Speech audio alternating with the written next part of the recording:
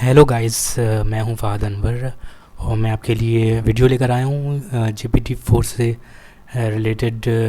जो open AI company है, बड़ी आर्टिफिशियल इंटेलिजेंस कंपनी है, उसने चैट जीपीटी का एक नया वर्जन, जो कि GPT-3 के बाद जो लेटेस्ट वर्जन है GPT-4, वो लॉन्च कर दिया है। और बहुत ही ज़बरदस्त टूल्स हैं इसमें, और बहुत ही ज़बरदस्त फीचर्स हैं, एडवांस फीचर्स हमें मिलते हैं। क्या फ़र्क है GPT-3 में और GPT-4 में, कितने फीचर ऐड किए गए हैं, क्या क्या हमारे पास फैसिलिटीज़ ऐड की गई हैं, तो आइए देखते हैं। अच्छा, इससे पहले जो हम चैट जीपीटी और GPT-3 जो हम यूज़ करते थे, उसमें सिर्फ टेक्सचुअल फॉर्म में हम चीज़ें जो है वो जनरेट करते थे, जो भी हमें कंटेंट चाहिए होता था। लेकिन अब जो GPT-4 है, उसमें हमारे पास ये बेनिफिट है कि हम इमेजेस से रिलेटेड भी कंटेंट जनरेट कर सकते हैं, उसको हम प्रॉम्प्ट दे सकते हैं और वो उसके बाद हमें बहुत ज़बरदस्त तरीके से डेटा हमें प्रोवाइड करेगा। तो GPT-4 ने जो है वो अपना नया डाटा रिलीज़ किया है, उसको हम थोड़ा सा एक्सप्लोर करते हैं वो क्या है। जैसे कि आप अपनी स्क्रीन पे देख सकते हैं कि ये ओपन एआई की मैंने जो है ये थोड़ा सा डॉक्यूमेंट्स वगैरह आपके सामने खोल के रखे हुए हैं। तो आप ये देख सकते हैं कि आप इसको ख़ुद भी पढ़िएगा, मैं भी आपको थोड़ा सा इसके बारे में अवेयर करता हूँ कि क्या ज़बरदस्त चीज़ इन्होंने लॉन्च की है। और इंटरनेट की दुनिया में और आर्टिफिशियल इंटेलिजेंस की दुनिया में ज़बरदस्त किस्म का इनकलाब आ चुका है। तो ये जैसे आप देख सकते हैं कि ये कितना पावरफुल है और किस किस तरीके से इसको इंटेलिजेंट और इंटेलेक्चुअल बनाया गया है। इस बात से आप खुद देखेंगे, दो तीन चीज़ें मैं आपको बताऊंगा तो आपको अंदाज़ा हो जाएगा। तो यहाँ आप देख सकते हैं कि एक पिक्चर है और यहाँ पे जो है वो प्रॉम्प्ट दिया हुआ है यूज़र्स की तरफ से। पूछा गया है कि what is funny about this image, describe it panel bye panel. मतलब इसमें बताएं कि इसमें फ़नी क्या है, क्या इसको आप डिफरेंशिएट करें कि इसमें क्या चीज़ ऐसी है कि जो इसको बिल्कुल ही डिफरेंट बनाती है, और इसमें फ़नी पॉइंट क्या है। तो चैट जीपीटी ने इसमें बहुत ही ज़बरदस्त आंसर दिया। आप खुद भी देखेंगे तो इस इमेज में आपको बहुत फ़नी थिंग नज़र आएगी। तो चैट GPT-4 का जो एआई टूल है, उसने इसको ज़बरदस्त तरीके से इसको एक्सप्लेन किया। और यहाँ इसने बताया कि भाई ये बहुत ही कोई फ़नी पिक्चर है, और एक स्मार्टफ़ोन है, स्मार्टफ़ोन ने में आपने जो है वो वीजे कनेक्टर लगाया हुआ है, और वीजे कनेक्टर भी जो है जो आईफोन इसकी जो हमारे पास सी टाइप की जो पोर्ट होती है, वो हमने वीजे कनेक्टर में उसको लगाई हुई है। तो ये बहुत ही कोई फ़नी चीज़ है और बहुत ही इंटेलेक्चुअल आंसर इसमें GPT-4 जो है उसने दिया है यहाँ पे। और अगर मज़ीद हम इसमें नेक्स्ट हम करेंगे तो आप देखेंगे कि यहाँ पे आपको और भी चीज़ें मिल जाएंगी, और आप देख सकते हैं कि किस तरीके से इसको बहुत ही स्मार्टली जवाब देने के लिए और आपकी क्यूरी पर रिस्पॉन्ड करने के लिए इसको इस्टेब्लिश किया गया है। बहुत ज़्यादा इस पर मेहनत के साथ काम किया गया है। तो जैसे आप ये दूसरी एक पिक्चर देख सकते हैं, इसमें यूज़र पूछ रहा है what is unusual about this image. तो उसने इसका ये आंसर दिया है कि भाई एक मूविंग कार है, उसमें जो है पीछे उसके बैक साइड पे एक बंदा है जो चलती हुई गाड़ी में जो है वो इस्त्री कर रहा है। बहुत फ़नी सी पिक्चर है, उस पर उसने रिस्पॉन्ड किया है।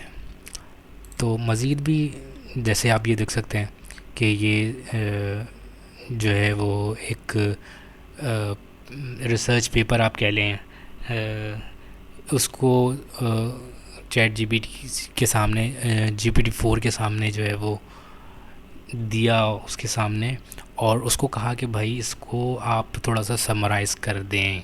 तो इसने पूरे रिसर्च वर्क को समराइज़ करके और जो है वो अपना रिस्पांस दिया है। आप भी इस तरह के से कर सकते हैं और ये भी कर सकते हैं कि आप उसको प्रॉम्प्ट दें तो आप उस पूरी की पूरी बुक आप GPT-4 और AI की हेल्प से पूरी की पूरी बुक आप लिखवा सकते हैं, उसको डाउनलोड कर सकते हैं और उसको जो है वो उसके उसकी कॉपी बना के जो है आप उस पर उससे फ़ायदा उठा सकते हैं, उसको मार्केट में पब्लिश कर सकते हैं।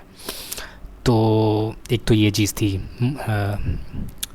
अच्छा जी, और भी इमेजेस हैं, इसको आप ख़ुद भी देख सकते हैं। ठीक है, अच्छा आगे बढ़ते हैं। यहाँ देखते हैं दूसरी क्यूरी देखते हैं कि दूसरे उसमें क्या बताया गया है। तो यहाँ पे ये बहुत मज़े का है। यहाँ पे जो है वो एक प्रॉम्प्ट इनपुट दी गई है, उसमें को बताया बोला गया है, एक सिचुएशन दे दी और कहा कि आपने टेक्स्ट लिखना है और टेक्स्ट भी इस तरीके से लिखना है कि उसकी वर्डिंग जो है उसका हर वर्ड जो है उस सेंटेंस का वर्ड, पहला वर्ड जो है वो अल्फ़ाबेट से शुरू हो और दूसरा वर्ड उसके बाद जो अल्फ़ाबेट आता है उससे शुरू हो, उसके बाद जो अल्फ़ाबेट आता है वो उसके बाद उससे शुरू हो, यानी A B C D इस तरीके से पहले पहले वर्ड जो है वो इस तरीके से शुरू हो। तो आप ये देख सकते हैं पहला वर्ड A से शुरू हुआ, फिर B से, फिर C से, D E F G और ये करते करते अगर Z तक पहुंच गया। पूरा इसने एक ज़बरदस्त सा सेंटेंस बना के आपको दे दिया। अच्छा, मज़ीद इसको एक्सप्लोर करें तो आप देख सकते हैं कि ये कुछ इंग्रेडिएंट्स को दिए हैं AI टूल को और उसको बताया कि भाई ये कुछ एग्स हैं और कुछ ये और भी इंग्रेडिएंट्स हैं, इसमें आप क्या क्या बना सकते हैं, मतलब आप क्या कुक कर सकते हैं। तो उसने ये पूरी की पूरी एक लिस्ट दे दी कि हम ये सारी चीज़ें इस रेसिपी की मदद से ये सारी हम बना सकते हैं, ये फूड हम बना सकते हैं। ठीक है, तो आगे देखते हैं आगे हमारे पास क्या है। तो ये एक छोटा सा इनपुट दिया गया है, ये विकिपीडिया का एक लिंक है जो शेयर किया गया है और उसके बारे में उसके बाद इसको डिस्क्राइब करने के लिए क्या गया है कि डिस्क्राइब रिहाना जो सिंगर हैं उनके बारे में, कि उसकी सुपर बॉल परफॉर्मेंस और उन के बारे में क्या किस तरीके से डिस्क्राइब करेंगे और उसमें क्या स्पेशल था। तो उसका उसने बहुत ही स्मार्टली आंसर दिया उस पूरे विकिपीडिया के जो भी डॉक्यूमेंट था उसको पढ़ के। अच्छा जी, आप आगे आएँ तो आप देख सकते हैं कि किस तरीके से एक सिचुएशन दी गई उसको कि जी एक शख्स है एंड्रयू, वो जो है वो 11 बजे से 3 बजे तक फ्री होता है। दूसरा शख्स जो है जिसका नाम जॉन है वो जो है वो दोपहर से 2 बजे तक फ्री होता है और वही शख्स 3:30 बजे से 5 बजे तक भी फ्री होता है। और हैना है वो दोपहर से लेके दोपहर को आधे घंटे के लिए फ्री होती है और 4 से लेके 6 बजे तक भी आपको वो फ्री मिलती है। तो अब पूछा इससे ये गया कि भाई आप हमें ये बताएं कि इन तीनों अगर ये मीटअप टाइम रखना चाहें दोनों तीनों का जो मुश्तरका और जो टाइम होगा, अगर मीटअप कोई रखना चाहें वो तीनों की अवेलेबिलिटी के हिसाब से, तो वो क्या टाइम होगा। तो उसने बहुत ही स्मार्टली आंसर आप नीचे जो है वो डिस्क्राइब कर दिया है। थोड़ा सा उसने बहुत शॉर्ट आंसर दिया और टू द पॉइंट आंसर दिया कि भाई वो 12 से 12:30 के दरमियान अवेलेबल हो सकते हैं, दूसरे को मिल सकते हैं तीनों। अच्छा जी, मज़ीद हम अगर थोड़ा सा और भी एक्सप्लोर करें तो इसको एक्सप्लोर करते हैं थोड़ा सा। अच्छा जी, यहाँ पे एक इनपुट दी गई है, एक उसको बताया गया कि भाई एक इमेज जनरेट करनी है आपने और वो किस तरीके से होगी। एक एस्ट्रोनॉट की होगी जो कि खला में स्पेस में घोड़े में दौड़ा होगा। तो उसने एक इमेज बना के दे दी और उसने मुख्तलिफ़ इमेजेस हम जैसे जैसे उसको इनपुट देते रहे उसने उसको मज़ीद उसी हिसाब से इमेज जनरेट करके दे दी। ये तो दूसरा हो गया। ठीक है, मज़ीद इस भी कुछ इमेजेस हैं जो कि उसने हमने इनपुट दिया और उसको कुछ कमांड दी तो उसने उस हिसाब से उसको रिस्पॉन्ड किया। हमने उसको बताया इसको यार थोड़ा सा जो है ना डिज़ाइन बना के और बैकग्राउंड वगैरह अच्छा बना के कर दो, इसने ये बना के दे दिया। ये भी हमने इसको कमांड दी, प्रॉम्प्ट दिया, तो इसने थोड़ा सा इसको चेंज कर दिया और इसकी मज़ीद पिक्चर्स हमें जिस हिसाब से भी हमने उससे मांगी दोस्त ने हमें दे दी। ये आप देख सकते हैं। ठीक, अच्छा जी। अच्छा, ये इमेज है एक कि हमने उसको इनपुट दिया, हमने उसको कहा कि आप बताएं कि अगर ये बैलून्स हैं, अगर हम इस बैलून्स में के जो धागे हैं जिससे ये बंधे हुए हैं, अगर इसको हम खोल दें तो क्या होगा। तो हमने बेसिकली एक उसको एग्जामिन करने के लिए किया कि भाई ह्यूमन तो ये चीज़ देख के समझ जाता है, तो ये एआई टूल जो है, जो मशीन है, वो किस तरीके से इसको समझने के काबिल है या नहीं है। तो उसने उसका आंसर दे दिया कि भाई बलून जो है वो अगर उसको खोल देंगे आप तो बैलून उड़ जाएंगे। ये पूरी वीडियो है, आप देख सकते हैं। पूरी वीडियो भी अगर आप देखना चाहें तो इनके इसी डॉक्यूमेंट में ये अवेलेबल है। अच्छा, एक और यहाँ पे वीडियो है, मैं चाहूँगा कि आप इसको पूरा खुद देखें। Polar bear playing bass? Or a robot painted like a Picasso?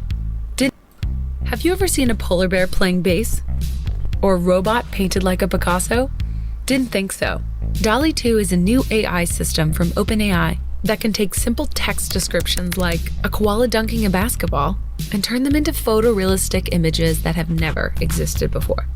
DALL-E 2 can also realistically edit and retouch photos. Based on a simple natural language description, it can fill in or replace part of an image with AI-generated imagery that blends seamlessly with the original. It's called inpainting. In January 2021, OpenAI introduced DALL-E, a system that could generate images from text, like this avocado armchair. DALL-E 2 takes the technology even further with higher resolution, greater comprehension, and new capabilities, like inpainting. It can even start with an image as an input and create variations with different angles and styles. DALL-E was created by training a neural network on images and their text descriptions. Through deep learning, it not only understands individual objects, like koala bears and motorcycles, but learns from relationships between objects. And when you ask DALL-E for an image of a koala bear riding a motorcycle, it knows how to create that or anything else with a relationship to another object or action. The DALL-E research has three main outcomes. First, it can help people express themselves visually in ways they may not have been able to before. Second, an AI-generated image can tell us a lot about whether the system understands us or is just repeating what it's been taught. Third, DALL-E helps humans understand how AI systems see and understand our world. This is a critical part of developing AI that's useful and safe. The technology is constantly evolving, and DALL-E 2 has limitations. If it's taught with images that are incorrectly labeled, like a plane labeled car, and a user tries to generate a car, DALL-E may create a plane. It's like talking to a person who learned the wrong word for something. DALL-E can also be limited by gaps in its training. If you type baboon and DALL-E has learned what a baboon is, it will give you its best idea of what it thinks it could. Well, बहुत बड़ी video है ये, तो आप समझ गए होंगे इसको देख के, थोड़ा सा आपको आइडिया हो गया होगा कि ये किस तरीके से वर्क करता है।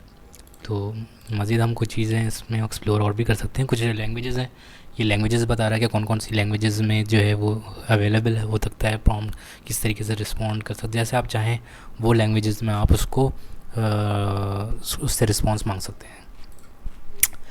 अच्छा जी, ये भी कुछ चीज़ें हैं, इसको भी थोड़ा सा देख लेते हैं। मेरा ख्याल है ये हम देख चुके हैं जी,